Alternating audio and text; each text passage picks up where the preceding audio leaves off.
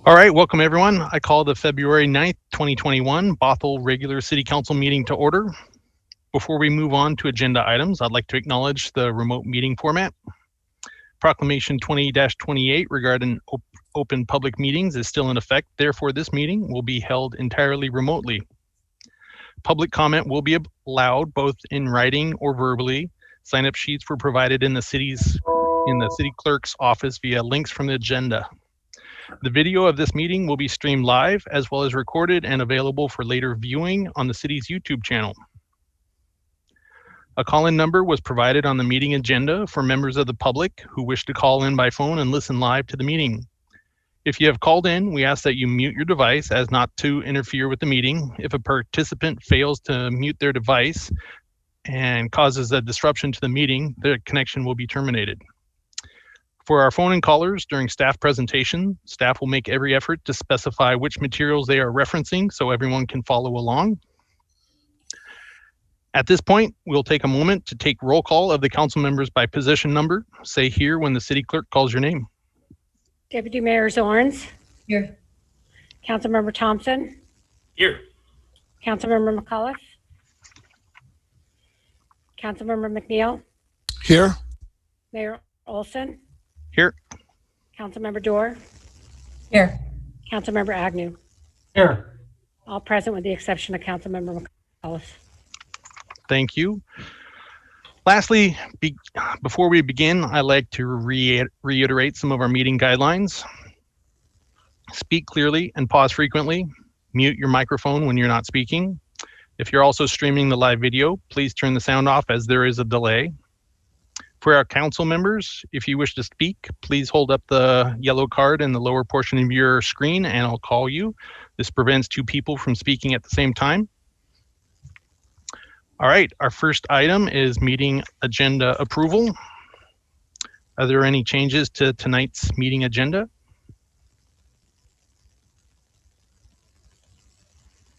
Councilmember Thompson? Mayor, if there are no changes, might I have a couple minutes of personal privilege? All right, I have seen none, so yeah, go ahead. Thank you. Some BIPOC advocates spoke at our council meeting last week, and if I had it to do over again, I would have said more. First, the traffic violence that happened the weekend before last at the vigil was inexcusable. Mourners being traumatized by someone wielding their car as a weapon should be able to exercise their First Amendment rights safely, and they were not. These mourners, who had just had violence committed against them, were then brushed off as outside agitators by some. These were members of our community involved in nonviolent direct action to help make our community stronger. We should never delegitimize them or dismiss their concern and their pain. Unfortunately, I addressed what I felt like were unfair characterizations of Deputy Mayor Zorns without addressing the series of events that led to that evening. By failing to address any of the community's pain in my comments, I caused further harm, and I'm sorry. Councilmember McNeil at the end of our meeting last week made a very good point that what is intended and what is heard can be very different. Both are real, yet I only defended one. And in my silence on the other, I spoke loudly in a way that I did not mean and will not defend. I don't expect that these words will immediately heal and make everything better, but I hope they help. Mayor, thank you for this time. No, thank you. You know, I appreciate the reflection and speaking your mind. So, Councilmember Dewar. At the risk of sounding like I'm glomming on to what Councilmember Thompson said, I also have regret that I addressed one issue and not the other, and it was never in my intent to ignore or brush aside the people that came to speak to us and their very real experience that happened to them when they were exercising their First Amendment right. And I too apologize for making them feel in any way unheard, and hope that they will still be willing to talk to us and move forward.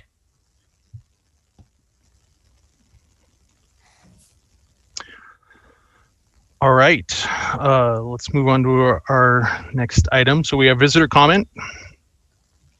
So in keeping with Governor Jay Inslee's emergency proclamation 20-28 regarding open public meetings, the city has accepted visitor comment in writing as well as accepted sign-up sheets for those who wish to speak at tonight's meeting. Written comments submitted to the clerk no later than 3 p.m. were forwarded to all city council members and are part of the record. City Clerk, have there been any comments received? Thank you, Mayor. Yes, we received 3 written comments. The first one was from Brian Mitchell, who submitted written comment on AB 21-009, consideration of severance agreement with the city manager. Rami Al-Kabra submitted written comments regarding Lot D design, and Hannah Mendro submitted written comments on the DEI, police accountability and hiring. And then we have 5 people that signed up to speak live at the meeting tonight. The first one is Andy Rayum. So if you give us a second, we'll panel him in.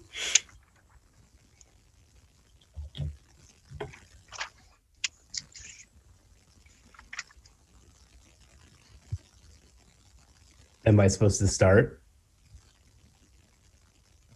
Yeah, are you there? There you are. Yep, you have 3 minutes. Oh, let me start my timer. I don't want you to cut me off. Here we go. All right. Good evening, council, mayor. Wish I was coming to my first council meeting on better terms since I left there. My parting comment to you guys was please enjoy what you have and respect what we've built here together. And I feel like what's on your agenda tonight is basically stripping everything down to the studs. And I hope you guys have a plan to build it back. Jennifer, you know, from day one in the interview, most of you were there, she laid out her value system and her management style, and she walked that walk for 4 years straight. She built a solid leadership team. The people up and down the organization are mortified by the current situation that you guys will be voting on tonight. You know, she's going to be deeply missed. I always felt really confident and good that I knew she was at the helm, working with the council, keeping everybody together. But, you know, all that has kind of changed now. In the community, I've seen questions about what's going on here. The Herald has an article on it. It's on Facebook and everything else. And so I did a public records request, and I did receive her performance evaluation.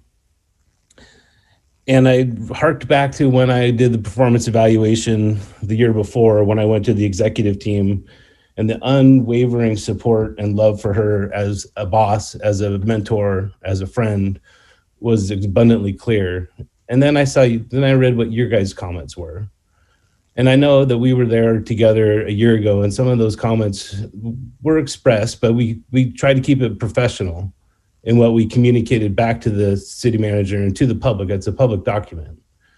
I saw in those comments a lot of things that are petty, things that just really is unfortunate that during a pandemic and after 2 pretty serious shootings in our community and a budget deficit, that now's the time. Now is the time to let Jennifer know a bunch of really negative things. And I was really taken back by it. I was really surprised that a majority of you would follow that line of input, thinking that that was a professional way to treat an executive of a city. But I know you guys don't listen to me anymore anyway. So it is what it is. I don't feel like what you're doing right now is transparent. That was something that we were big on. I don't feel like saying that it's a retirement is a fair shake to what's transpired. I think that's about it. I just would ask you guys to build it back better than you got it. You know, that was something that was really important to me. And I know it was important. Oh, I'm done. Look at that. Lenore, I took care of it for you. Thanks for your time. Thank you. Next on the list is Andrew Nelson.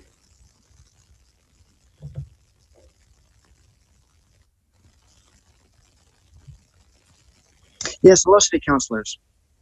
You know, I'm calling in today to give you my opinion on what qualities the new city manager will need to best serve the city of Bothell. Let me say, too, we need to have a positive outlook looking forward, and I think that's real important. So, number one, in my opinion, they need to be progressive. 7 out of 10 Bothelites voted Democratic this past presidential cycle, and our city manager must be representative of Bothell's political demographics. Number two, they need to represent the future of Bothell. That specifically means they will look out for Gen Z.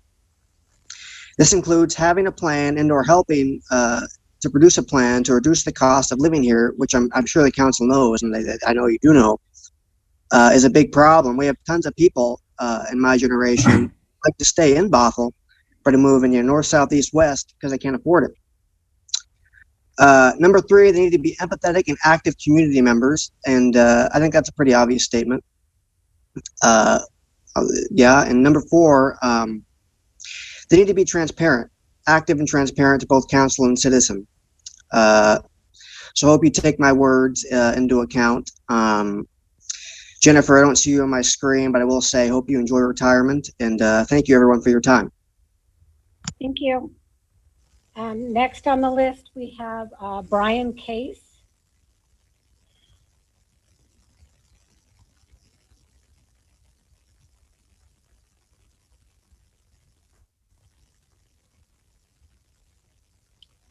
Mr. Case, you'll have 3 minutes.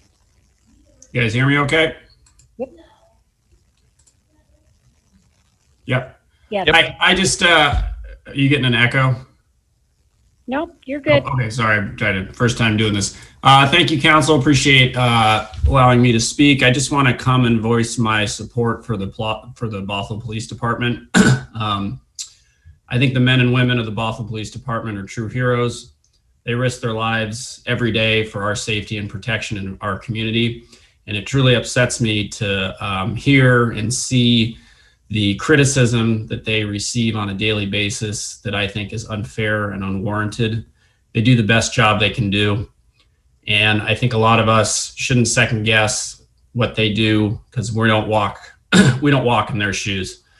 I think it's highly ironic that the people that criticize them the most would be, if they ever found themselves in a difficult situation or in trouble, they'd pick up that phone and call 911 and call for the police to help them. So I don't think those people should be sitting there and criticizing them. In terms of the events that transpired the other weekend, it's an unfortunate situation. I don't want to see it happen again. I don't think that blame should be leveled on the woman driving the car or how the police handled it. I think there's blame that should go all around. You shouldn't be blocking a public street without a permit or surrounding a vehicle that's trying to drive down that public street. And at the end of the day, I think people need to come together and support the men and women that do their job as police officers, firefighters, paramedics, all the first responders that I think so many people take for granted. And those people need to be treated with respect and dignity and not easily criticized by armchair quarterbacks and Monday morning quarterbacks who have never walked a mile in those people's shoes and don't really know what it's like and shouldn't criticize them. Thank you. Thank you. Next on the list is Jessica Drell.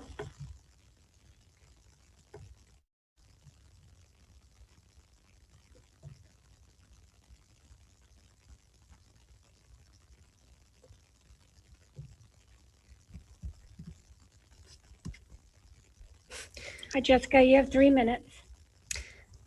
Good evening. My name is Jessica Drake. I'm the owner of Room to Craft, a member of Bothell Kenmore Chamber of Commerce, the daughter and sister of law enforcement officers, and a member of Anti-Racist Communities Bothell. Last week, the council was asked to listen to our neighbors' feelings of betrayal after the deputy mayor attended our chamber's noontime networking meeting and gave controversial comments. The deputy mayor's response to our neighbors, she claimed that our neighbors were merely relating gossip. I was at that chamber meeting in question, and I would like to share what I heard firsthand. Deputy Mayor Zorns used that chamber meeting not to network for business, but instead to give comment that a community group was, quote, trying to defund the police. That is an oversimplification of ARC's goals to ensure programs like Radar are fully funded. But using that exact language has the impact of building fear of ARC and others with anti-racist community-minded goals. The exact language used by Deputy Mayor has been used to spur right-wing extremists and neo-Nazi violent action.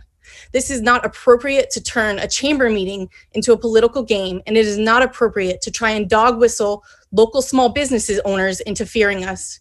I would like to explain some of the background information running through ARC members' minds when the deputy mayor gave her comment.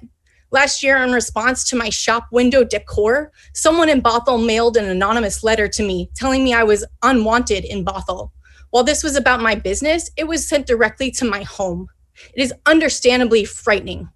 On the Saturday prior to the deputy mayor's comments, ARC members were at a vigil, remembering Juan Rene Hummel, when a driver used her car as a weapon to try and run them over. Luckily, that driver only managed to hit 6 protecting guide cards and a neighboring fence. No pedestrians were hit.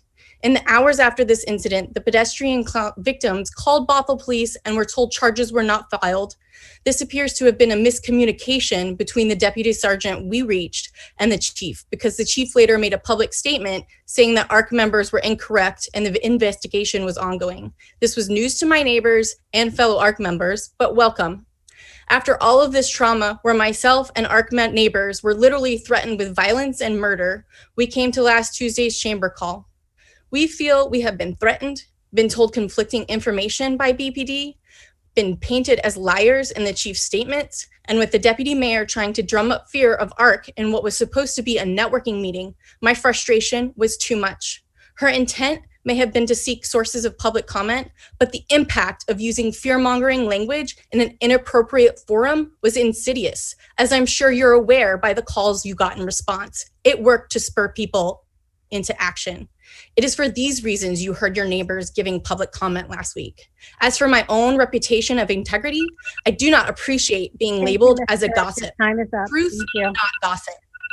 Thank you. Next on the list is Ryan Farmer.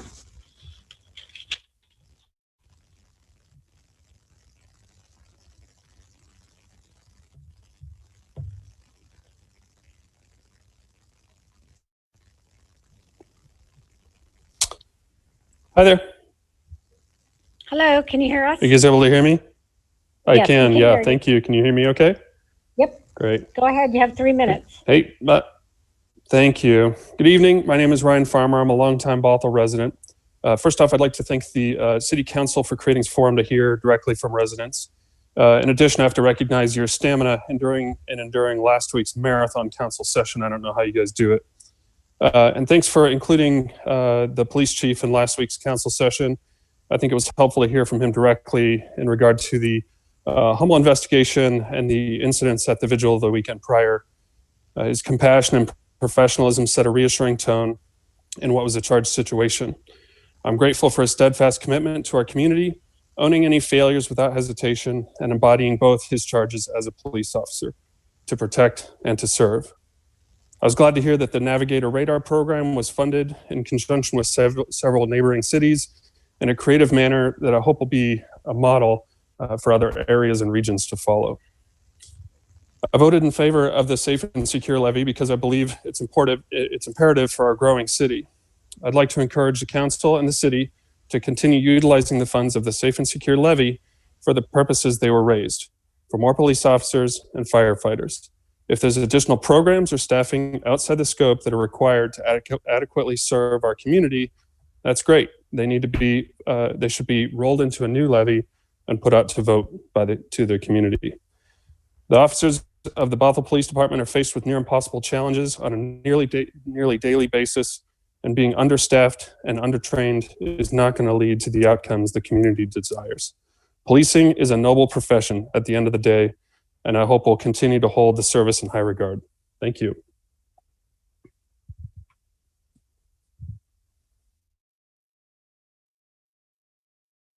Sorry about that. That's the last person I show on the list. If there's anyone else in the attendee room that would like to speak, please use the raise the hand function. I'm not showing any other speakers, Mayor Olson. All right, on to our next item. We have AB 21-009, consideration of severance agreement with the city manager.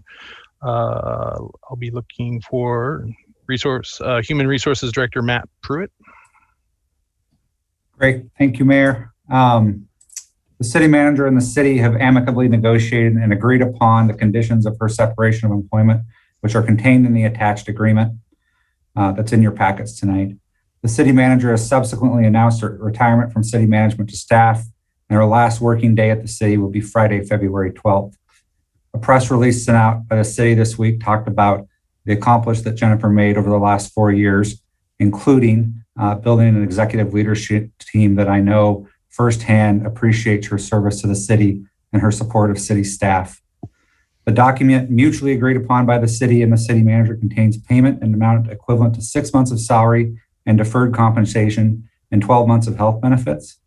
The city manager will use paid leave after February 12th, and her official last day of employment at the city is April 1.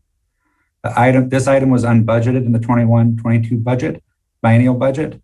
So as recommended by Director Bothell, proposed budget amendment ordinance for $130,000 is also attached. So there are actually 2 actions recommended by staff tonight. First, the approval of the severance agreement, and then approval of the budget amendment ordinance. Thank you.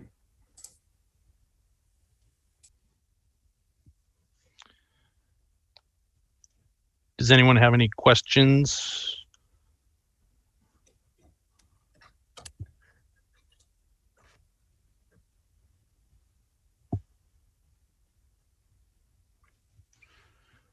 Councilmember Dewar. I move to authorize the mayor to sign the severance agreement with the city manager. Councilmember Agnew. I'll second that opinion.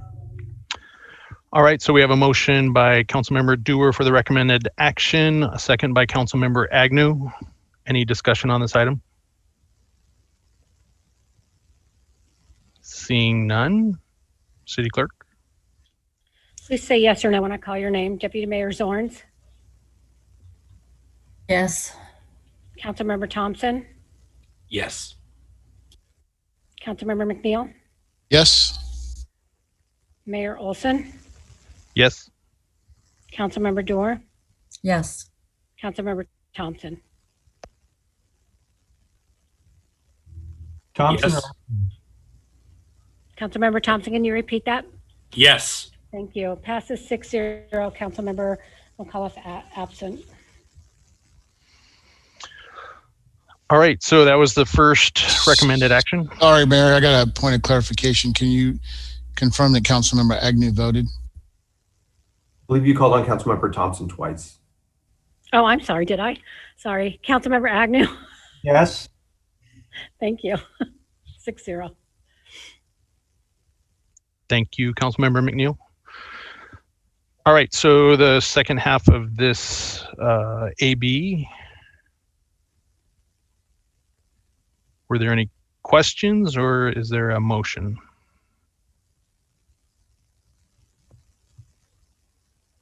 Councilmember Agnew. I move the recommended action. Councilmember Dewar. Second. All right, so we have a motion by Councilmember Agnew to approve the proposed budget amendment ordinance with the second by Councilmember Dewar. Any discussion? Seeing none, City Clerk. Please say yes or no when I call your name. Deputy Mayor Zorns, Yes. Councilmember Thompson, Yes. Councilmember McNeil, Yes. Mayor Olson, Yes. Councilmember Dewar, Yes. Councilmember Agnew. Thank you. Yes.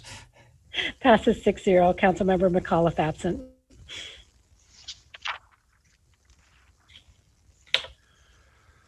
All right, so on to our next item, AB 21-010, recruitment of the next city manager and appointment of acting and interim city manager. We will go back to Human Resources Director Matt Pruitt. Thank you, Mayor. I'm going to share a PowerPoint with you. So give me a second to get that up.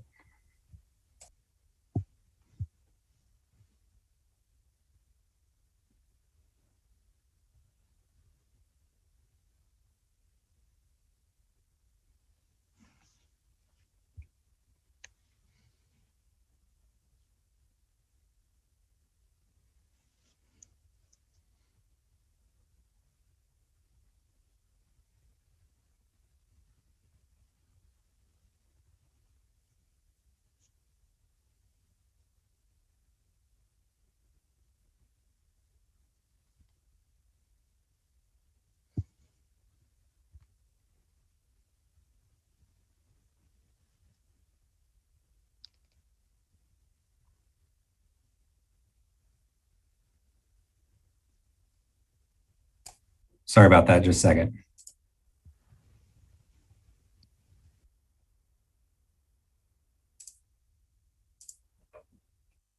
Okay. Thank you, Mayor, members of the City Council. So I have a presentation to go over several items with you tonight. Can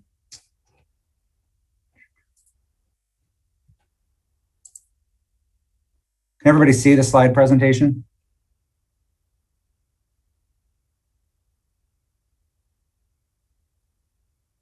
Yes? Okay. Yep. So this is our agenda. I'm going to talk about what the recruitment and selection process looks like for a city manager position, selection of an executive search firm, if the council chooses to go that route. We need to talk about what to do in the interim between now and the next city manager, and who we would like to fill both an acting and or interim city manager. And I explain the difference of those two when we get to that item. I want to talk to you about the potential of a council hiring committee to sort of assist throughout this process and provide feedback. And then we will have to have an executive session, regardless of some of the decisions that are made tonight, to at least appoint an acting city manager, which we will do after the executive session. So the way that this presentation works is there's several sort of feedback points. And so what I'm going to do is I'm going to go through it and get to a feedback point, and then answer questions and get your thoughts so far. And while I'm doing that, I'll stop sharing the screen so we can all look and see each other and talk about the item.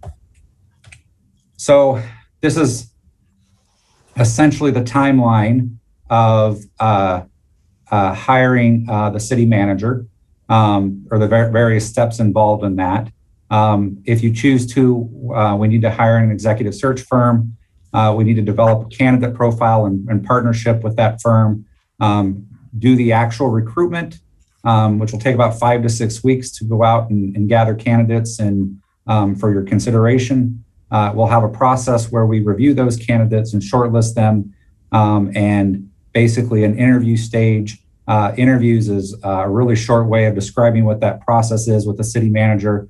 That could be various things, including feedback from the public, feedback from staff, various different ways to do that, especially during COVID-19.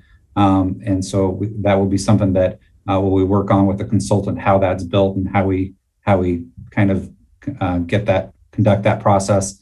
There will be a background check and a contract negotiation period, and then a start date depending on who the selected candidate is and when they can start. Depending on if they have a current job or if they don't have a job currently, that could take anywhere from 3 to 8 weeks. So our estimate, our projection is that the hiring of a city manager can take anywhere between 3.5 to 8 months. We believe, though, that we can complete the process within 6 months. Part of the reason we believe that is that we've done 4 years ago, the city undertook this task, and the total time between hiring a consultant and a job offer was just 4 months. We are in the middle of COVID-19, and it's a little unclear how that impacts this. I have been engaging other municipalities who are hiring city managers, and they don't seem to believe that COVID-19 has affected the job market. And so I'm hearing there's a lot of great candidate pools out there. But it is something that'll factor into this, and something we'll have to work through with the consultant throughout the process. So who's involved in this? The real answer is it's whatever the city council decides, and in line with myself or the executive search firm or the interim city manager, or whoever else they want to involve. It can include myself. It can include executive staff. It definitely, absolutely should include the public at standpoint, being that this is the executive position of the city. We'll need to have some sort of process to ensure that we get good feedback from the public. But the decision of who the next city manager is entirely at the sole discretion of the city council. And you do that by how you do everything else, in the sense of you take a vote at the end of the process to select someone. So this is the first decision-making point, and it may be the easiest decision to make tonight, but it's essentially the question that we're asking is, Does City Council want to initiate the process to recruit and select the next city manager? And our recommendation is that you do so.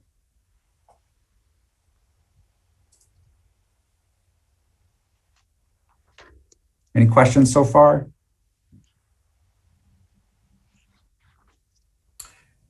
And if I could, Councilmember Dewar. sorry, if I could, City Attorney. Yeah, because these are not legislative actions, there doesn't need to be a formal motion and a second and a vote. If everyone's okay with us pursuing a city manager search, you can simply say yes when we kind of look at you. And if anyone has any objection to it, then please voice those. But this first one doesn't need. The only ones that will need a formal action will be the appointment of an acting city manager or an interim city manager. But these are just decision points that can be casually discussed. So sorry to interrupt, Councilmember Dewar. No worries. Those actually were my questions, and I just wondered if you want to take them one by one as you present them, or if you want to wait till the end of the presentation. That's entirely up to you guys. I thought taking them one by one and sort of talking about them and asking questions about them, they come up would be the simplest, but we can certainly wait till the end. Given what my memory is these days, I'm happy to do them as you present. I don't know how everyone else feels, but I would agree with proceeding with step one. Yeah, I would say, does anyone have any objections for the recommended action of directing staff to initiate a recruitment process for the next city manager? All right, seeing none, I say you have your direction for that one. Deputy Okay. Mayor Zorns. Just a quick clarifying question. Are we anticipating that when we do start recruiting and interviewing, might some of these final interviews all be remote, or do you think we'll try to bring candidates into Bothell? It depends, because I don't even know what the rules from the state will be at the time that we're doing the interviews. And so I don't really have a good answer for that question right now. I also imagine that Paul will tell us that these are public meetings. And so when we do these interviews, it's a public meeting of the council, and there are rules surrounding that right now. So I think it depends on what the rules are then. And it also depends on how we work this out and what the structure of the process looks like with an executive search firm and a consultant. Okay, thank you. Paul, did you have any thoughts with that? No, that's what I was going to say. The interviews will be public. The discussion is the only thing that can be done in executive session, but the interviews are going to be open to the public. So, Councilmember McNeil, did I see your hand? Yes, thank you, Mayor. I just wanted to clarify the process that we're going to go through. So if we initiate this process, are we going to discuss who's included in that recruitment process itself? Yes. Okay, so we will have more time to discuss that stuff. Is that correct? Yes, absolutely. So I think let me get to the decision point, Councilmember, the next sort of set, because I think that'll help answer your questions. It depends on who you want to coordinate and run the process, and I have a recommendation for that. But initially, there's going to be at some point like a kickoff meeting, like a chance for us to sort of say, okay, how is this going to go and how do we want to structure it? And that would be the time to talk about who do we want to involve from staff, who do we want to involve from the public, how do we want to do that, those types of things. Absolutely, this is not your first opportunity. Thank you. Deputy Mayor Zorns. Sorry to double back and double dip. Quick question. Do we have an idea about what the cost range is going to be for us to go through this whole process? if I could answer that, we do, but we don't want to make that public at this time, because if we say we're willing to spend up to a certain amount and then we go out and we try to recruit a firm and they watch this meeting, they will know what our lid is. And so we are going to, before we engage anyone, we're going to make sure that council understands the process, but we'd prefer not to talk about the maximum. Are you talking about wages or with a recruiting firm? We were talking about a recruiting firm. Okay. All right. That's good to know. Thank you. There are going to be several opportunities over the next few weeks or months. I imagine I'm going to be giving you many updates about this process, and cost is probably the next item when we come to you next is something that we're going to have to discuss with, obviously.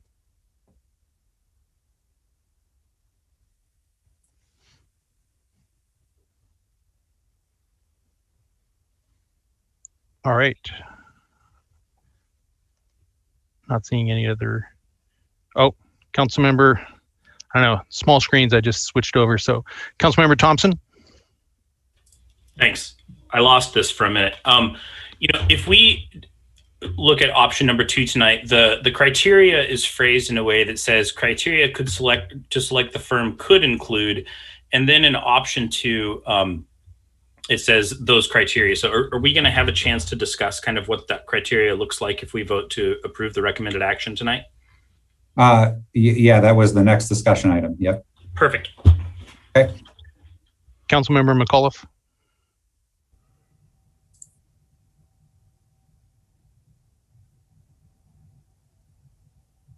You're on mute.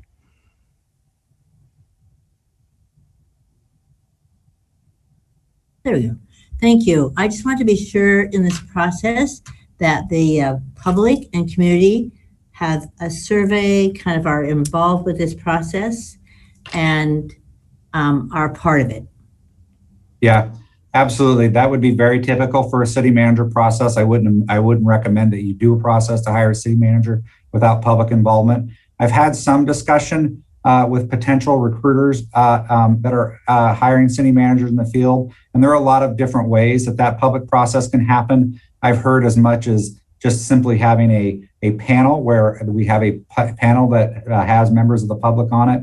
I've heard of feedback sessions where the public can provide opinions based upon the candidates digitally, and the council members can review that data and take it into their consideration when they're looking at the various candidates.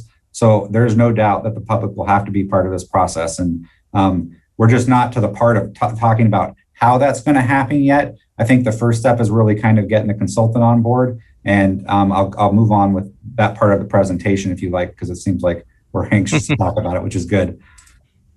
Thank you. So, all right.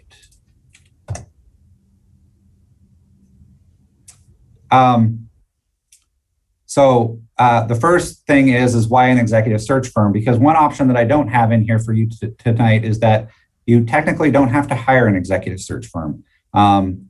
Cities do that, but it's not what we're recommending here. And this is essentially why. The first reason is time and cost. Hiring a city manager and a chief executive officer of the city is an onerous process. There's a lot of work to do. Having processes that adequately get public feedback and feedback from various groups takes a lot of time. And so also the recruiting bandwidth of where you're going to recruit for a city manager is a lot larger. And so there's just a lot of effort that goes into it. Doing that within the current human resources department would mean a lot of time taken away from other priorities that we have at the city. And hiring an executive search firm is one way to sort of get around that and provide resources that could to do the best job possible. Also, executive search firms have existing networks, especially the ones that hire a lot of government executives. They're going to, because that's the primary role and what they do, they're going to know people in those fields and have better networks than, quite frankly, we're going to have in city staff. The primary reason for that is because we don't hire a lot of city managers. This only happens when it's in a great while, where these firms are doing it all the time. Greater range of expertise for a variety of reasons, including the ones that I've always also mentioned. You also get the independent outside sort of assessment of the process and what the city needs. Everybody in the city is going to have an idea of who they think or what they think should be the next city manager. This opportunity with an executive search firm allows somebody to come in and provide you guidance that, quite frankly, you may not have gotten otherwise. With the city manager recruitment, you need to really go beyond posting jobs online. We really need to go out there and talk to people. An executive search firm is going to have more time and ability to do that. The other reason is diversity. Like I said before, city manager is probably the one position in the city that every person that works for the city has an opinion about and what kind of person should be in that. And so we want to avoid unconscious bias in this process. We want to assure that there's accessibility to as many backgrounds, races, and people all over the nation, and ensure that doesn't impact this. An executive search firm is going to have an unbiased approach to evaluating every candidate that comes across and applies for the position. So that's another great reason to use them. And then obviously the city manager is too important to not invest in. It's the CEO of the organization. It's somebody that's very, very public facing. They're primarily the individual that works with 7 of you the most. And so if you're going to invest these funds on any position that we do at the city, this is the one to do it for. So these are some potential criteria that we could use in order to evaluate executive search firms. There may be other criteria, and it seems like some of you might have some opinions on some additional criteria or different criteria, but approach to ensuring an inclusive application process that provides access to all races, backgrounds, and individuals. History of recruiting city managers or government executives, knowledge and history with the Puget Sound region, and knowledge and history with the city of Bothell. Approach to including feedback from the public, council, and city staff, and cost. Councilmember Thompson, you had asked about this. Would you like to ask your question now? I was just wondering if this is something we were planning around about having a discussion around. There's a couple things that I'd like to talk around. I don't know if that's appropriate for right now or if that's appropriate for executive session, but I can do now. I think if we're talking about criteria in general, that's okay to discuss now, yeah. Okay. I would love, like, if any of the executive search firms that we're looking at are BIPOC owned or operated, I would love to do that. I would also love to hire a city manager that had ideas on how to deal with some of the big picture problems that we're facing. And obviously a lot of those are policy decisions, but having an executive that is comfortable moving the needle forward on some of those things is something that would appeal to me. Okay.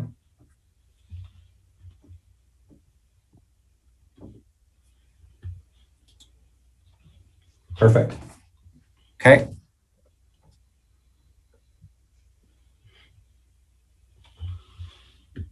Councilmember McAuliffe. Thank you. One of the things in the criteria that I wonder if we could think about is the relationship of the city council and the city manager, and how that is part of the working relationship should be part of the criteria. Is there some way to address that? Yeah. So right now, what we're talking about is the criteria for the search firm, and so when we hire that individual, they're going to come meet with you, and so in the several steps that I outlined creating a candidate profile. And so what you're talking about, Councilmember McAuliffe, is a candidate profile. And essentially what you're describing is what is your ideal candidate? Who is the person that you think is the best fit for Bothell for a variety of reasons, like you and Councilmember Thompson talked about. And so that individual is going to come out at some point and they're going to meet with you and probably spend a couple hours discussing the position, who you're looking for, what you want, that type of, those types of questions. And they can do that not only with you, but they can do it with members of the public. They can do it with city staff. It depends kind of how you want and how you want to set up this process once we hire that person and you're working with them. Thank you. So Matt, right now we're just mostly focusing on the actual search firm. Correct. There will be lots of opportunity to talk about what kind of candidate we're looking for in the next city manager once we've made that decision. Yes. All right. Councilmember Dewar. Thank you, Mayor. I would like to include looking for someone who has a knowledge of, that's experience with restorative justice and community courts. I think that's a big push that we're making in our near future, and it would be really helpful to have someone that has some experience in that. Right. Okay. So Matt, do you want these items right now? Because that sounds more like a city manager criteria versus the search firm criteria. Yeah, that's okay though. I'm taking notes on whatever you tell me. So Okay. I can parse All the right, difference between the two, and I'm writing everything down. Okay. Just don't want to, I want to keep us on task here because I know that could devolve into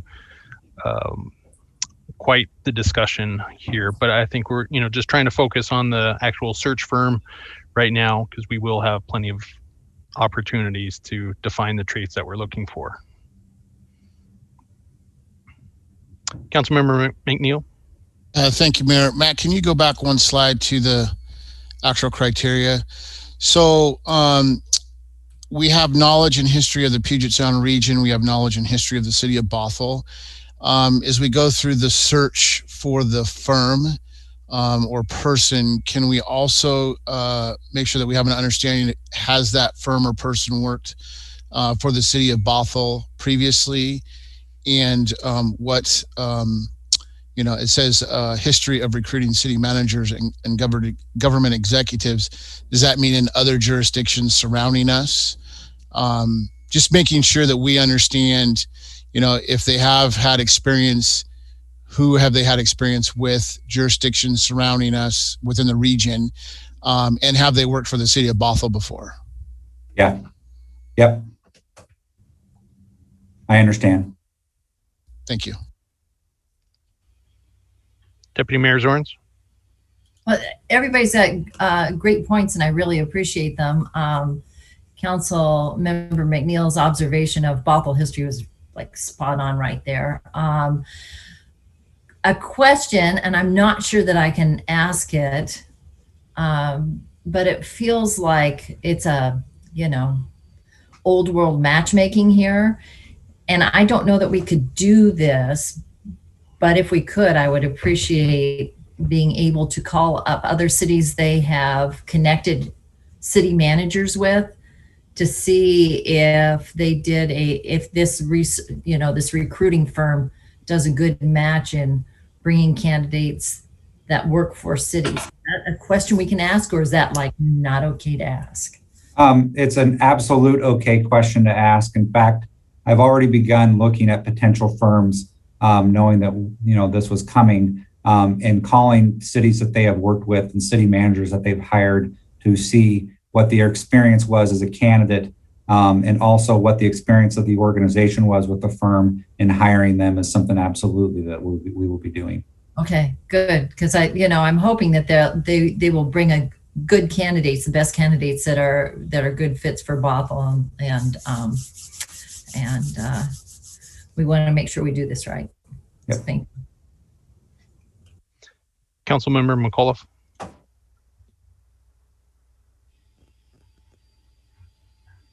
There. Would you please clarify, Mayor? I think what we're trying to decide here is option 1, to decide on a potential executive search firm, or option 2, that the staff would do the research. Is that correct? Yeah, so that is the two options I've kind of outlined. Oh, you asked the mayor, not me. I apologize. That's okay. But I think we're trying to say that your recommendation was option 2. Is that correct? So yeah, there are certainly two options, and the mayor and I have kind of discussed this a little bit in preparation for tonight's meeting.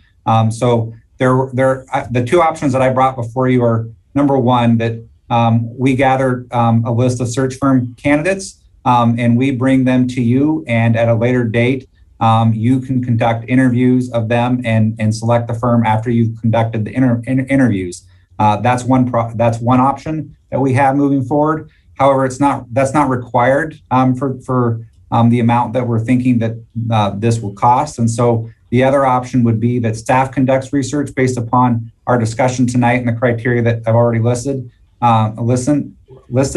and then we bring back to you a list of options and a final recommendation. And we are listing the second option and as a recommendation. And the primary reason for that is that it just simply will take less time. We will provide you with all the research we've done and all the criteria how the various firms applied to the criteria. But to be honest with you, this is really a council decision. And if you prefer us to bring the firms in and do virtual interviews with them, we can go that route as well. Let me just say that I support option 2, and I think that we can move forward with that, and I would hope that other council members would join me.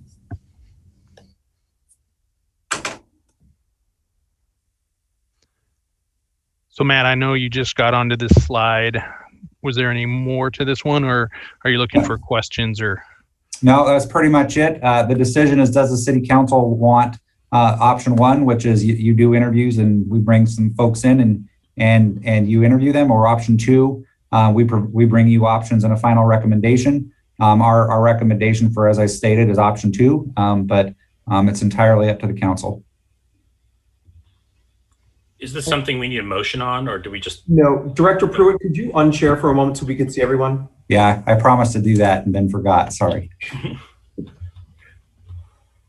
Councilmember Dewar.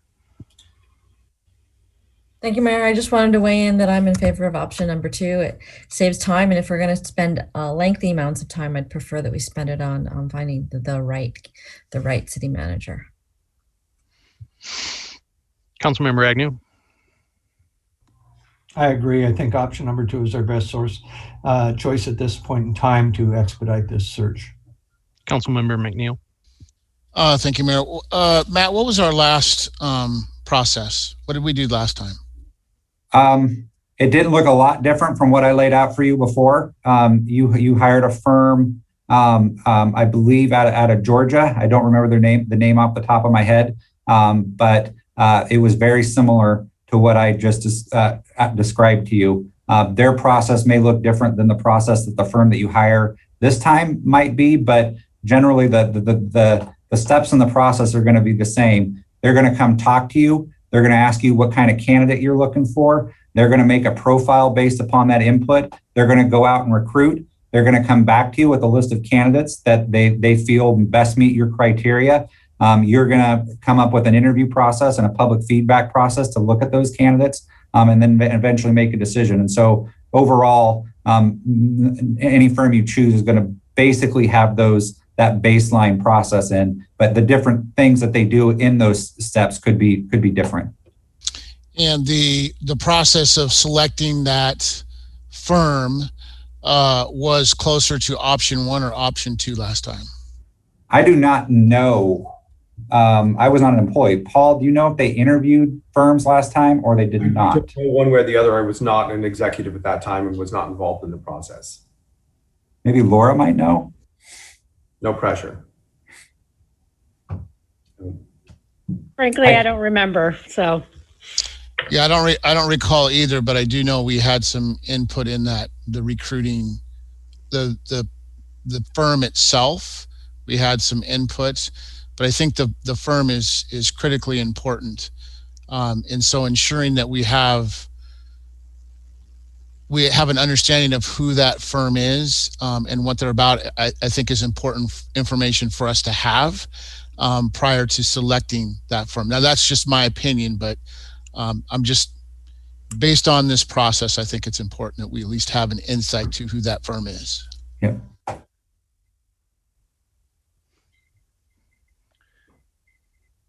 So we still have that one with option 2, don't we? That you're bringing, but we just don't have as much touch points with it. With either option, I'm going to provide you with a whole bunch of information. Yep. Councilmember Dewar. I just wanted to provide insight to the process last time. The city council did not really weigh in, or definitely didn't interview the firms. I believe there was a recommendation made by the interim city manager, right, and he and the mayor, I think, made that decision from what my memory is. We may have weighed in, but I think that was kind of how it worked. We didn't interview.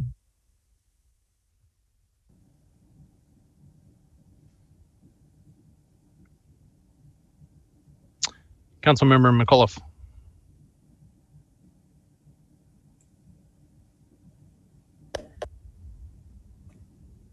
Yes, thank you.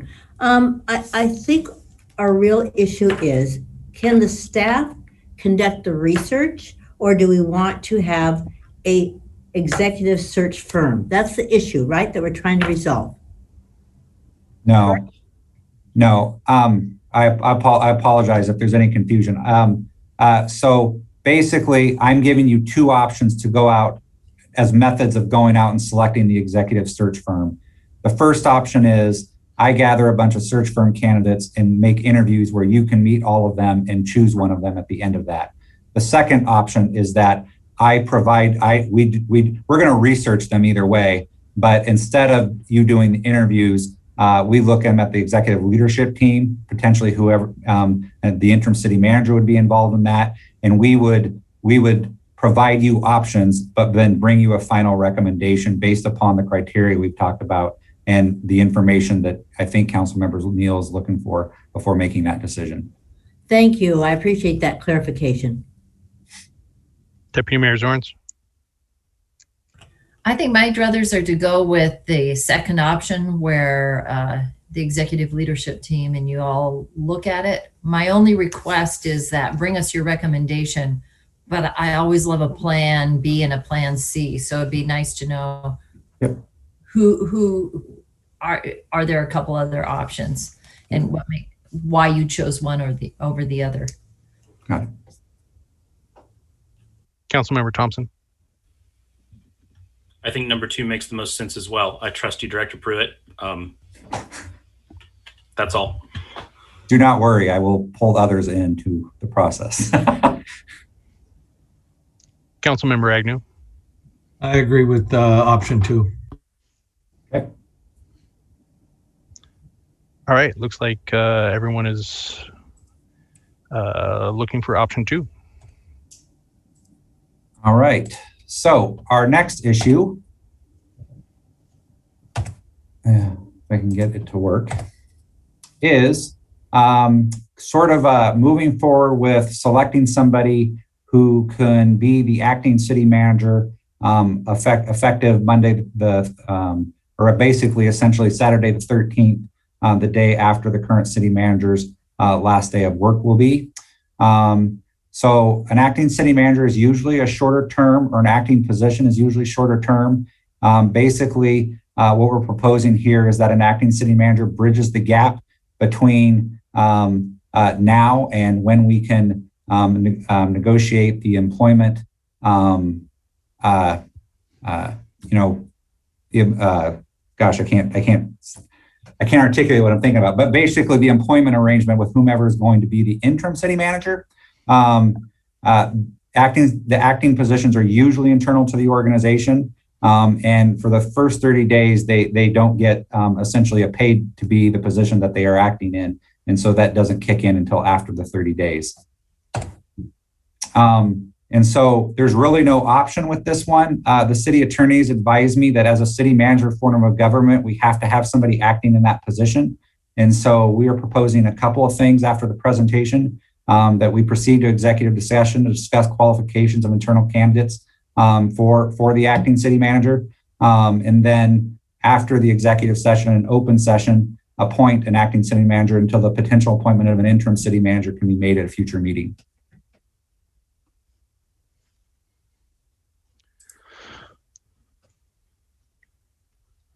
All right, so it sounds like we will be going to executive session. Were there any comments, questions before we? Matt? There is some more presentation before we go to executive session, if that's okay, Mayor. That would be great. I want to see it all. Okay. So the next thing is the interim city manager. And so that's a longer period of time. It's expected that we're going to need this person to be in that position for a 6-month period. The interim city manager bridges the gap to the new city manager. There is a policy term for it at the city. It's what's called a limited term position. And so basically you're creating a limited term position for this person to act in. And they can be internal or external to the organizations. And that's essentially the two options that we have for you to consider on an interim city manager. Option 1 is to gather or recruit candidates, interview, select, and appoint an external interim city manager. So you'd have an acting city manager until we went through this process. The benefits of doing an external interim city manager is that you can bring in a fresh perspective and an independent assessment. That individual usually, not always, but usually will have city manager or interim city manager experience. There could be less impact on current employees, departments, or projects if you're doing something external versus internal. It is an increased cost to do an external interim city manager, and the reason for that is that it's essentially an extra FTE. Instead of appointing somebody internally that enroll, you basically have a new position. And so the other thing about that is that giving the short time span to pick an interim city manager, we will more than likely use a firm that has contacts with those individuals who would be interested in doing that. And there's an increased cost to that. So it's basically the salary of a city manager position, and it could be up to 30% more if we use someone to get interim city manager candidates quickly. Director Pruitt, could you share the PowerPoint as you go through it? Yes, I thought I did.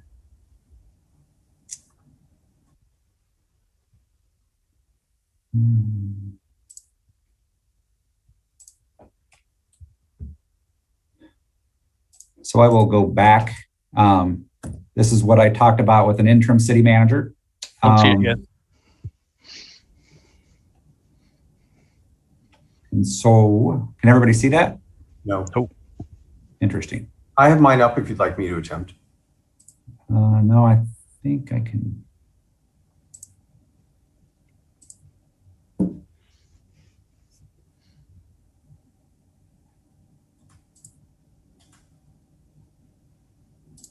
How about now? There it is. Okay. So this is the point I was making about the interim city manager. It's a longer period of time. It bridges the gap to the new city manager.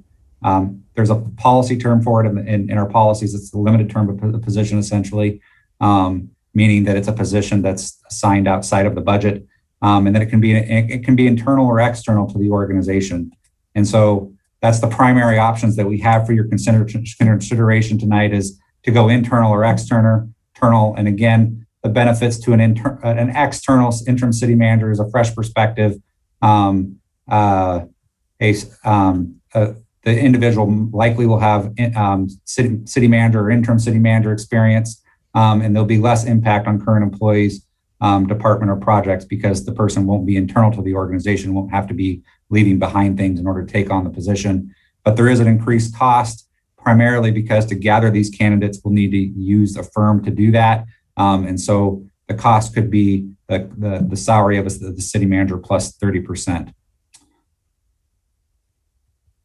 Are there any? I thought I saw some questions. Councilmember Agnew. I think the last time we went out and had a firm bring in somebody from the outside, and my recollection is that didn't work out real well. So I probably wouldn't be supporting that.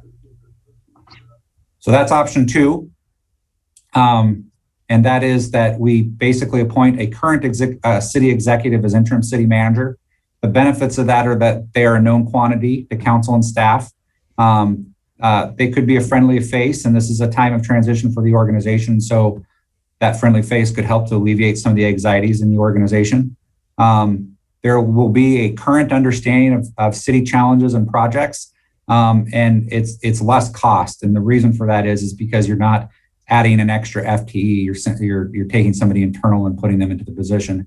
That'll cause some dominoes in some departments and things of that nature. But that is staff's recommendation as well, and that's after a discussion with the executive leadership team and talking about these two options and thinking what we think is best for the organization. And we are recommending appointing somebody internal to the organization to the position.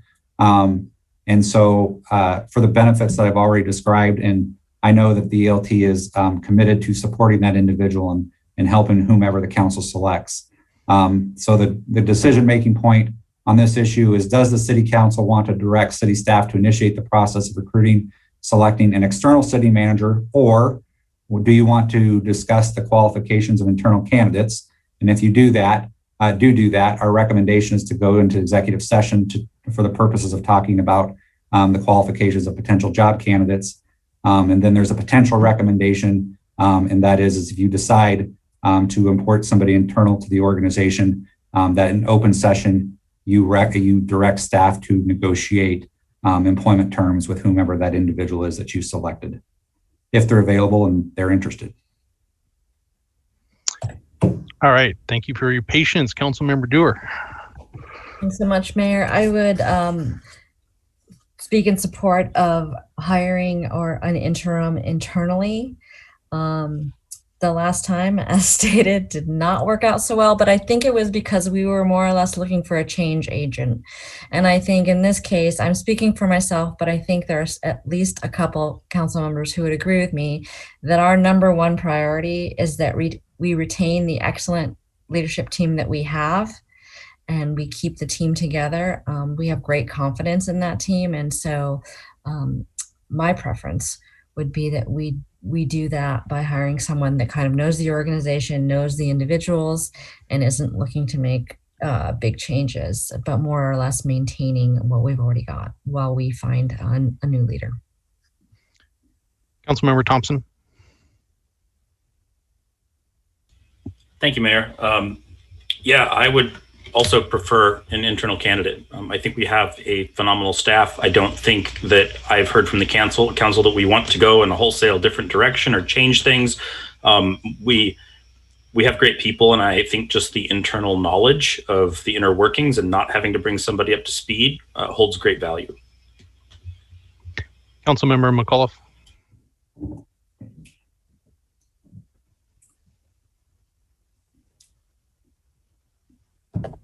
Thank you. I also want to talk about our staff and our directors and to know how we can best assure them that the quality of leadership that we're going to have is something that they really want to support. So I think the interim one is the best choice to stay inside.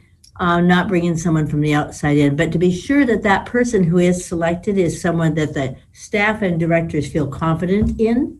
I think that's really important. Deputy Mayor Zorns. Well, one is a clarifying question. If we were to go with option one, we would not have to go into an executive session? No, you would. And the reason is because if you choose option one, we have to appoint an acting city manager until you can bring in an external candidate to be interim city manager. So either way, we're going to have to go into executive session and talk about the qualifications of job candidates. Right. Yeah. Okay. Good point. I forgot about that little missing link piece. Yeah. Option two. And then I just, I think our gut is that we've got a great staff, great executive leadership team. And I think the conversation that we can have in executive session can be very candid in finding the best fit for going with option two. So thank you for clarifying my question. Yep. So I'll agree with everyone so far that I would prefer the interim or the interim city manager for many of the reasons stated. Okay. It looks like if that's the option we'll go with, I have one more discussion item for you before we do the executive session, if that's okay. Yep. Seeing no more questions. So the last discussion item is not in your packet. It came up in a meeting with the mayor and Paul and I in preparation for this meeting. And I don't really have a recommendation on it, but my sense is that the council is going to want a lot of input, as you should, and there will be a lot of decision points throughout this process. I think you will be seeing a lot of updates from me, maybe at most council meetings until we have a consultant on board, and then you'll be receiving updates from that individual or myself or somebody else from city staff. So there are a lot of decisions in this process. Most of the major ones the council will make. The salary range for the city manager, who the city manager is going to be, what that process is going to look like, how you want to bring the public in. Those are our major decisions that'll that will be made by the full council. But in a hiring process, there are also a lot of decisions that, quite frankly, the consultant or myself might need some feedback on at a quicker rate in order to get things done, to get job announcements out, to do whatever. And so we don't really need a decision on this tonight. It's something that you can think about. But in that meeting with the mayor and Paul, we discussed the potential of having maybe a city council hiring committee that could meet virtually when needed to discuss the smaller items that affect the hiring process. And that would include up to 3 council members. And we could organize it this way. If we don't want to do this, like I said, I don't really have a recommendation on this issue. It's just simply an idea I thought I would throw out for your discussion. It could be helpful to the process, but we're perfectly fine with coming back and forth every council meeting to have these discussions as well. And again, this isn't something we need to move forward with what we need to move forward tonight. You can take your time to think about it if you want and get back to us. So I'll just say my thoughts on it real quick that I shared with Matt and Paul on this. I was in favor of this. I think it would help with some of these smaller, quicker decisions. And then if the committee feels that it's a bigger question that we would like the entire council to weigh in on, then we still have that option as always. So I thought this would be an ability for us to keep things moving and not having to wait for a touch point on some smaller issues. But yeah, I think it was something that could expedite in many of the cases. Councilmember Dewar? I'm not opposed to the idea per se, but I can't imagine a scenario where every council member doesn't want to be on that committee. So that's my 2 cents. Councilmember Thompson? Yeah, a similar concern to what Councilmember Dewar said. If there's a way that we can do this without having council members feel like they're taking a back seat in the process or they individually have been deprioritized, I am completely okay with that. But if it in any way gets contentious for who would be on that committee, I think it has the potential to do more harm than good. And that concerns me as well. I mean, we meet 3 times a week. We can always call an executive session if something has to be a different meeting. I forget the term, forgive me. If we decide to do it and it gets contentious and anybody is feeling like they are taking a back seat, then I will not be happy with that. And I would want to go back on my original decision to do it. So I think I've explained that well enough. Councilmember McAuliffe? Thank you. And I think what I would hope is that, Mayor, that you would be in your capacity, the one person that they consult with, and you keep us informed. And I think I would like that process much better. Councilmember McNeil? Thank you, Mayor. And I do appreciate the willingness and opportunity to try to expedite the process. However, this is one of the single most important things that we get to do as council members. And I think it's important that we are all engaged in the process of hiring the new city manager for the city of Bothell. So I respect the mayor bringing this forward, but I would be of the mindset that we all need to be engaged in this process as it goes forward and be all hands on to ensure that we are hiring the right person for this job. So I'm committing to putting the time in that it's going to take to do it. And I'm hoping the rest of the council will do the same, because this is single-handedly one of the most important things that we do as council.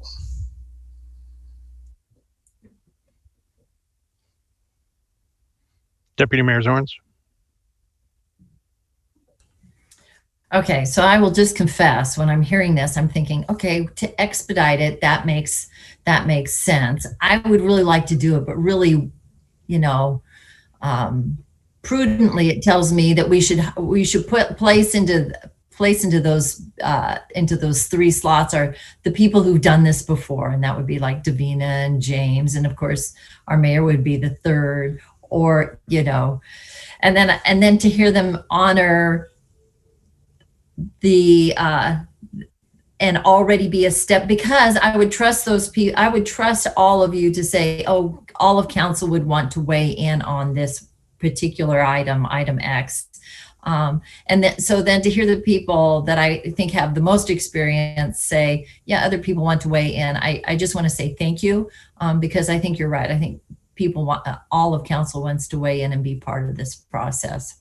I think it's a good idea to try to streamline, but this is big enough. They're right. We need to have everybody weigh in. Councilmember Agnew. Yeah, I agree with my council members. I think that all of us need to be involved in this process. Great. There you go, Matt. I think that's great. I will remove this issue. And I didn't mean to throw the mayor under the bus. This was not his idea. Matt came up with this idea in a discussion with the mayor. So I didn't mean to, but like I said, there's no recommendation, and I respect that you all want to be engaged, and we will move forward that way. That's perfect. Thank you. So with that, Mayor, I don't have anything else, and I would recommend that the next item would be executive session. Paul, do you have any, or were you going to say that? I'm just here in case you don't say it right. All right, we will adjourn to executive session via Microsoft Teams to discuss qualifications of internal candidates for the interim city manager appointment for approximately 30 minutes with action expected afterwards. And that is pursuant to RCW 42301101G, is that correct? I would wholeheartedly agree with you. Thank you. Thank you. All right, we will see everyone on Microsoft Teams.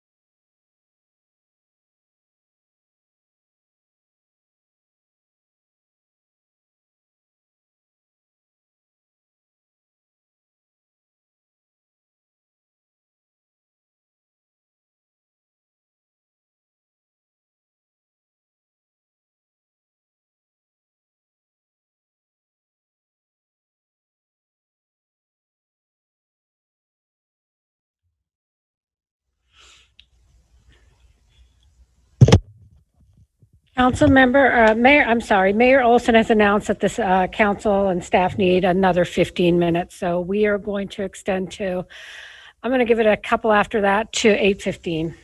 Thank you.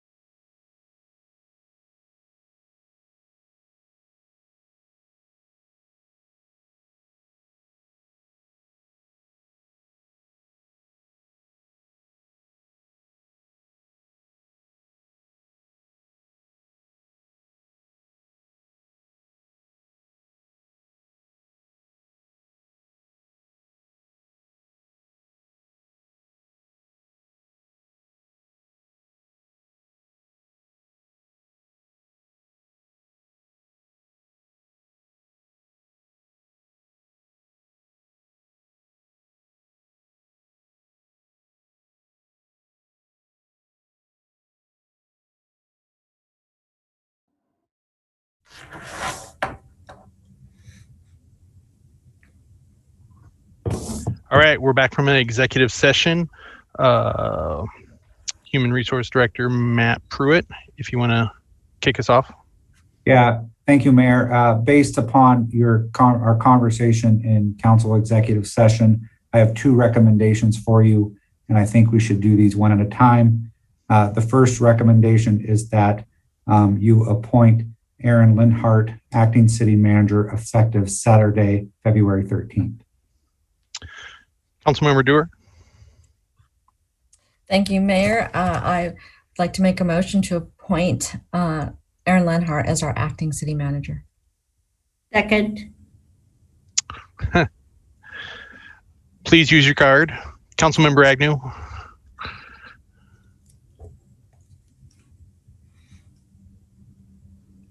You're on mute.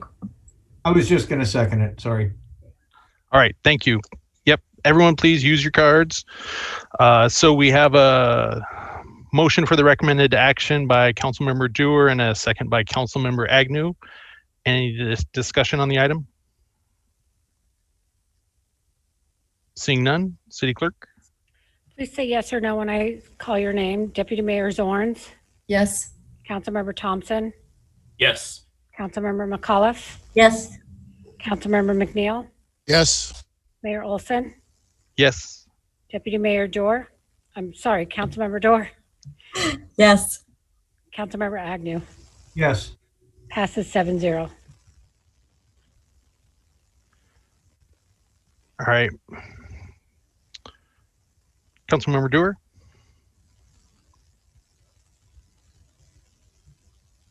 You're on mute. You're muted. The term of the century. I'd like to make a motion directing staff to reach out to the council's preferred candidate to negotiate an employment agreement. Sorry, is that regarding the interim city manager position? Thank you. And the council's preferred interim city manager candidate. Thank you. All right, thank you. Councilmember Agnew? I'd like to second that motion also. All right, we have a motion by Councilmember Dewar and a second by Councilmember Agnew for the recommended action. Any discussion on the item? Seeing none, City Clerk? Please say yes or no when I state your name. Deputy Mayor Zorns, Yes. Councilmember Thompson, Yes. Councilmember McAuliffe, Yes. Councilmember McNeil, Yes. Mayor Olson, Yes. Councilmember Dorr, Yes. Councilmember Agnew. Yes. Passes 7-0. All right, thank you. So, Matt, does that wrap us up on this agenda item? All right, great. Thank you. Deputy Mayor Zorns?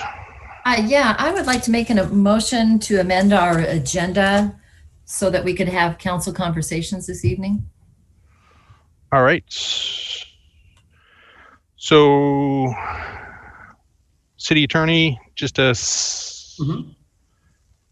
we don't need a motion for that. We just. You would, because it was not an agendized item. We limited everything to discussion about city management. So because it's not on the agenda, but it is a regular meeting, it is allowable for the council by a majority to change the agenda to add an item. So I believe the motion is to add a council conversations. Yes, thank you. Councilmember Dewar. I second that motion. All right, so we have a motion to amend the agenda to include council conversations tonight with a second by Deputy Mayor Zorns with a second by Councilmember Dewar. Any discussion on the item? Seeing none, City Clerk? Please say yes or no when I state your name. Deputy Mayor Zorns, Yes. Councilmember Thompson, Yes. Councilmember McAuliffe, Yes. Councilmember McNeil, Yes. Mayor Olson, Yes. Councilmember Dorr, Yes. Councilmember Agnew. Yes. Passes 7-0. All right. Looks like we are on to our final item for the evening, council conversations. Deputy Mayor Zorns? Yeah, I just I gave myself a little printed outline here. I wanted to just take a moment to thank Jennifer for all that she has given the city. So can I just let it run? It's less of a conversation and more of a comment. You good?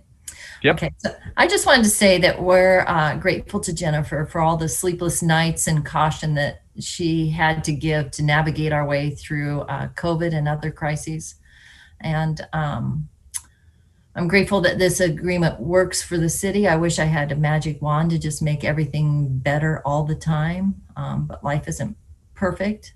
But I am grateful that this agreement works.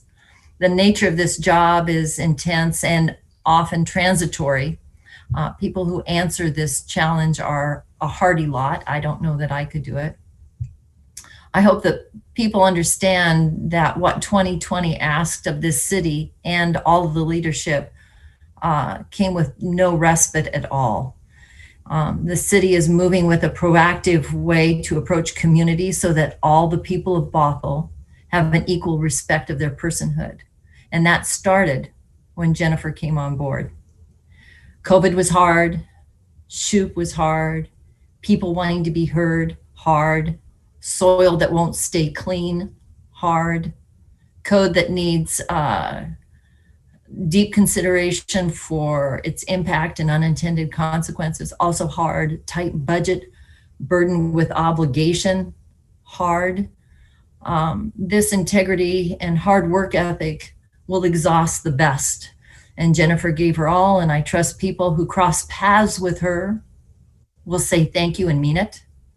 Jennifer, may you and Wes have the best of many good adventures, and thank you. That's all I can end with, but thank you. Councilmember Agnew. I want to thank Jennifer for everything she's done in the city. She came in a tumultuous time and had some of the worst adversity I think any city manager since I've been here has had. She definitely left the place a lot better than when she arrived. I really hope that West can just go out and have fun and do some traveling and just forget about a lot of this stuff. Auf Wiedersehen, mein Freund. Councilmember Dewar.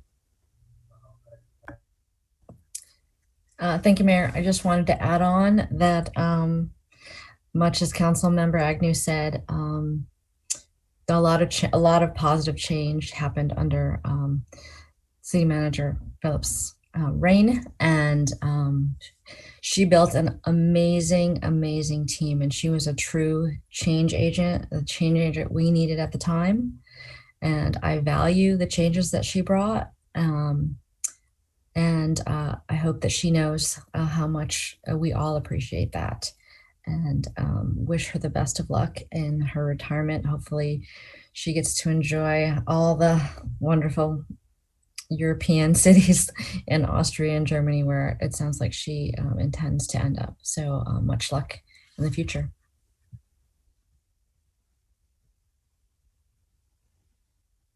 Councilmember Thompson. Thank you, Mayor. Jennifer, first, I just want to say congratulations on the culmination of a really successful career. We've only had a year together, but over the course of that year, I have grown to enjoy working with you more every passing month. And one true test of a leader is how well they prepare for their succession. And with the team that you've built, we're in a great place. I wasn't here when you started, but from everything I've heard, you left us far better than you found us. So thank you very much for that. I hope the vaccine rolls out goes smoothly and you and Wes can begin to enjoy a well-earned retirement as soon as possible. So thank you. Councilmember McAuliffe. Thank you, Mr. Mayor. And I would like to add to many of the good words that have already been said about our city manager, Jennifer Phillips. But I want to stress that through this difficult time, she always provided strong and positive leadership. And I think one of the things I'll always be grateful for, amongst everything else, is the fact that she helped us to save our North Shore senior center. And that's so critically important to all of the people in our area and especially to our senior citizens. So let me point out, in all of the good things she did, that was one that I highly, highly appreciated.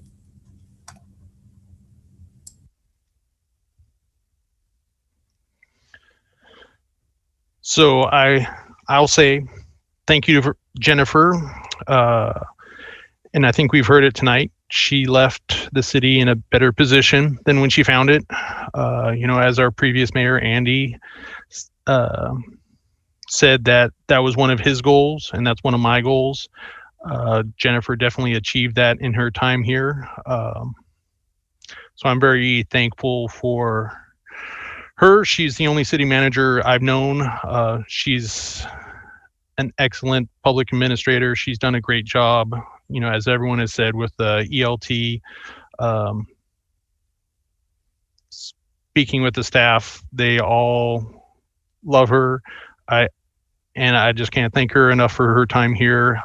She made my time on city council rewarding, educational, and I think I'm a better council member for my time with her. So thank you. Councilmember McNeil. Thank you, Mayor. Yeah, there's a lot to say about being in this position after what we've come through in 2020. But the few words that all the council members have shared, I'll echo all of those words. And I'd just like to say that, the process of actually bringing Jennifer on and what we were going through as a city at the time, it's been an amazing transformation. We wanted a leader that would be inclusive, fair to all council members equitably, outreach within our community, and bring us through a very rough, tough time. And I don't know, many of you remember the times that we were in at that point, but we were going through some pretty tough times. And the one thing that I can tell you is, after working with Jennifer, I found that we can trust our leadership group. And we didn't want a yes person. We wanted a person to give us the facts. And Jennifer was that person who gave us the facts. She took the time to set up one-on-ones with us, to meet with us, to give us the information. And we were able to take that information and make the decisions that we made as a council. The one thing that also comes back to me is, when we first met Jennifer, she talked about what her standards were. And we talked about ethics, service, safety, innovation, teamwork, transparency with the council, inclusiveness, fairness, and even empathetic. While we might not always agree, we always look at life through different lenses. Some people may want things one way, other people may want things another way. We can agree to disagree, but the most important thing is that we listen to one another. And I can tell you, after getting to know Jennifer, I feel like she was listening. The work that Jennifer has done regionally on behalf of Bothell is amazing. You guys know I'm on many committees, and I get to work with leaders around the region. And Bothell right now is at a peak of respect around the region, and that's because of our leadership. The work Councilmember McAuliffe brought up with the MPRSA, I can't imagine not having the senior center here in our community, in our region, the North Shore area here. It was amazing what she did in a short period of time to ensure that we kept our senior center opening and flourishing, especially when they're feeding 700 families a week right now, and all the programming that's available there for seniors and people with special needs. It's just amazing. The work that she did serving with Arch on affordable housing, just amazing. Our first officer shooting in Bothell's history, bringing us through that tough time. It's overwhelming. The leadership group, I can't say enough. People are coming and working for the city of Bothell because of her. And she has built an amazing team, and we provide amazing service, and it shows for our community. So, and then bringing us, bringing us through the pandemic, This has been the roughest year. We've all talked about this professionally, personally, all the things that we've had to overcome and endure this year. I couldn't even imagine running a city and having to do it in a time when you've got budget cuts, there's not enough taxes to come in to pay for things, and then having people yell at you because you're raising taxes and doing these things. It's like you got to balance your budget somehow, and she continued to stay steadfast and thought proactively, unfortunately laying people off, but at least allowing us an opportunity. We have big shoes to fill, and I think the most important thing, the thing that I'm taking away from this, is that it's very rare we get a person with Jennifer's caliber, and it's shown throughout all the things that we've endured over the 4 years that you get lucky sometimes. And I feel like we got lucky with Jennifer, and I feel like it's going to take a lot of work and a lot of effort to ensure that we find somebody that is going to take Bothell to the next level and put us in even a better position that we're in today. But it doesn't go unsaid that Jennifer has moved mountains for the city of Bothell. And I just personally want to say thank you to Jennifer for everything she's done for our community, us regionally. You will not be forgotten, and you have left your legacy stamp on the city of Bothell forever. So thank you very much.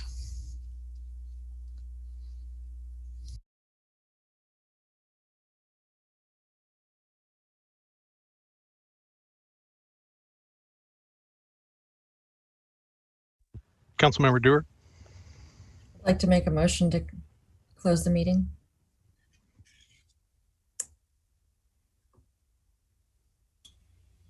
Councilmember Thompson. Second. All right. Everyone in favor?